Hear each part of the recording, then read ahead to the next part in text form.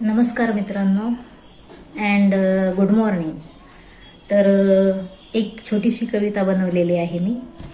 दोघांसाठी पण आहे, नवरा आणि बायको. तर गाडीला जसे की दोन चाक असतात. एका चाकावरती गाडी नाही चालत. एक जर चाक खराब झाला तर एका चाकावरती गाडी चालते का?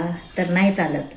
तसं दोघं पण तितकेच, नवरा आणि बायको तितकेच महत्त्वाचे आहेत.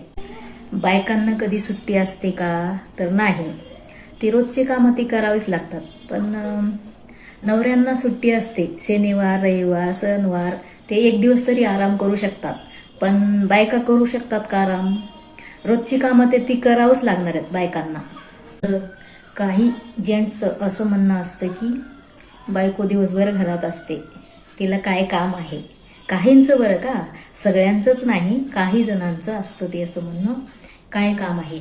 तर छोटे छोटे कामं असतात घरात. भांडे, जसे की कपडे, स्वयंपाक, झाडू मारणं, पोछा मारणं, हे भरपूर असे छोटे छोटे कामं असतात. पण ते दिवसभर बायको घरात असते.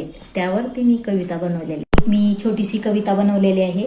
दोघांसाठी आहे, नवरा आणि बायकोसाठी. दोघांनी पण ऐकायचं आहे.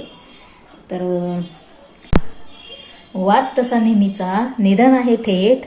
वाद तसा नेहमीचा, निधन आहे थेट. नवरा असला बेस्ट तर बायकोच असते ग्रेट. नवरा असला बेस्ट तर बायकोच असते ग्रेट. कमवलेल्या पैशाने भरले असते पोट.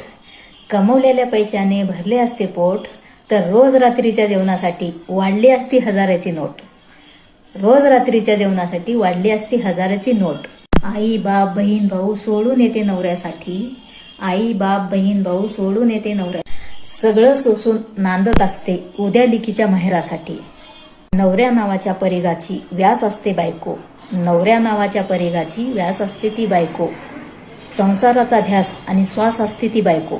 रखरखत्या वाळवंटात सुंदर असा बेट असते बायको.